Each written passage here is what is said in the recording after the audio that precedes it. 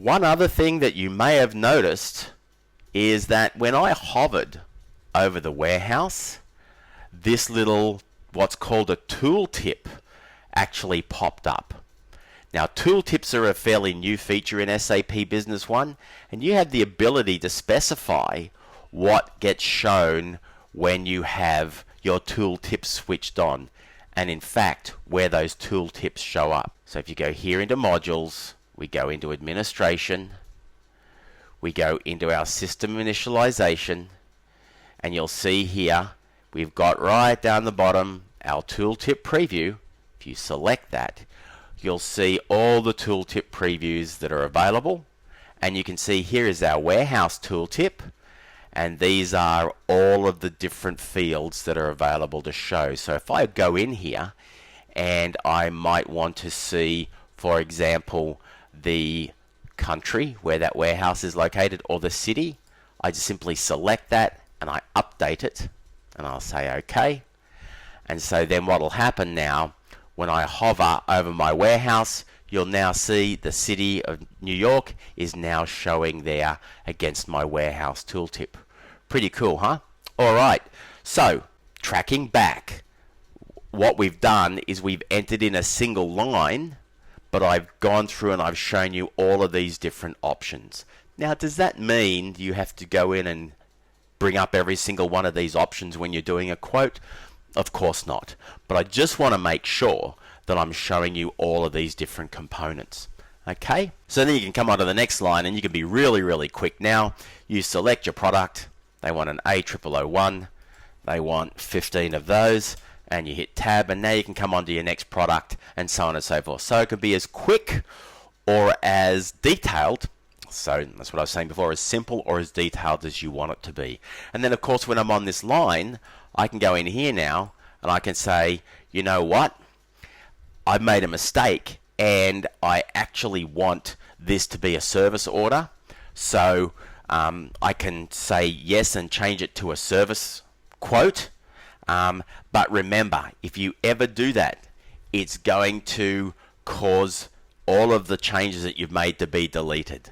So again, if I say OK to that, you'll see it basically throws away all those lines that I've already put in once before. Okay, so be very careful. Make sure you always select the kind of transaction you want. So let's just come back in and let's quickly add those items again. Again, we're going to do our lookup.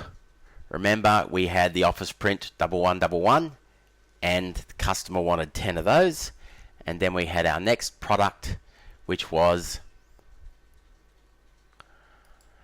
our office print 1420, and the customer wanted 15 of those. Now don't forget, you've got this option here. When you've got your lines, you can go in and you can start moving these lines up and down. So if you want to change the order of your lines, you can. And then of course, if I want to, I can go ahead and I can reorder that that sales transaction just by double clicking on the header. All right, so you'll see now it's resorted it for me on the basis of the item codes. Or I can go in and sort it in order of item price or discount or whatever the case may be. So again, a lot of flexibility that's in there. And then when you're finished, what do? You simply click add. That's it. My sales quotation is now created. So a lot of things that you can do in there, and remember, every single thing that I've just shown you, you can actually do inside a sales order.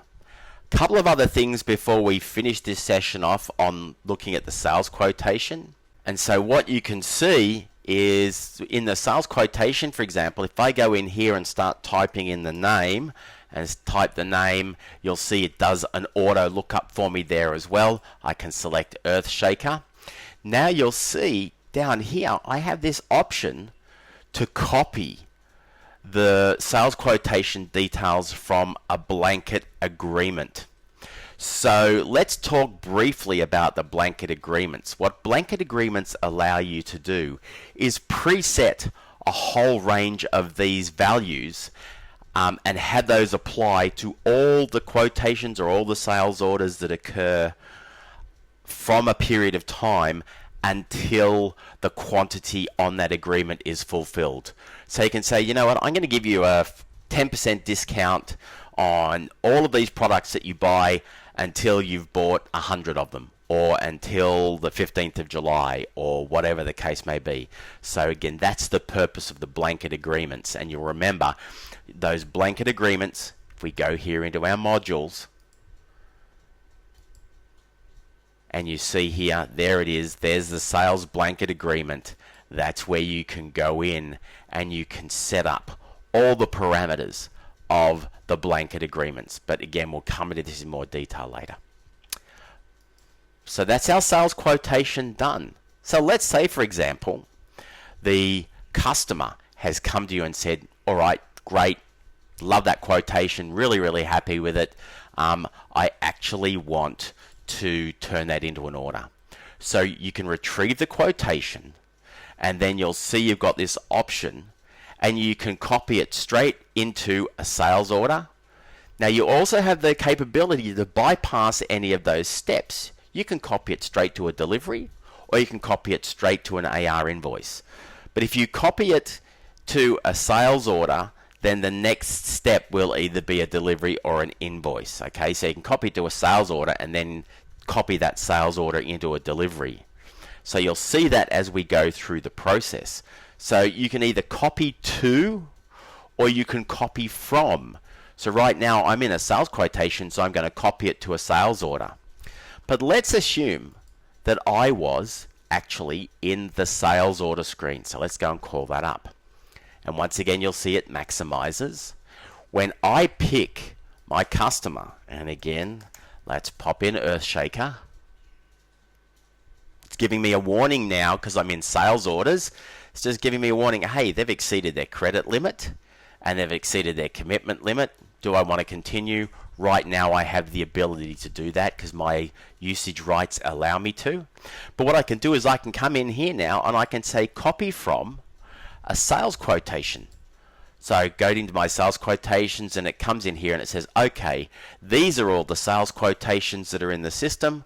I'm going to sort them by date in descending order. There's the sales quotation I just created today. And then it's going to ask me a couple of options. Do I want to use the current exchange rate from the exchange rate table?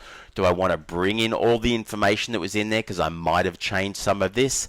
I'll say, yep, I'm just going to bring all of that information in as it was on the quotation, and I'm going to use the exchange rate for today. But I can say if this sales order, if this quotation was done 4 days ago and there might have been an exchange rate change, I can go in here and say use the row exchange rate from the base document, and then I'll say finish. And there it is.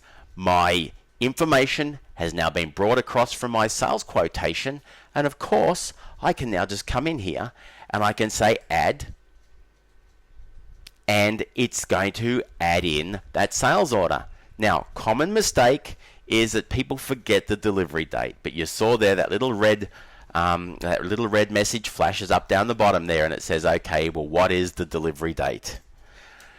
Now, if I want it to be today's date, I can just put D for date, and it will automatically put in today's date. It's updating this, and it's saying, all right, do you want all these rows to have that same delivery date? And I can say yes, because remember, you can set a separate delivery date for each one of these rows. So the customer could say, well, I want 10 on this date and 5 on this date. And I can say I want 5 on this date and 5 on this date. So again, the key to this is flexibility. Got all of that, that's all fine. I just go in here now and I'll say add.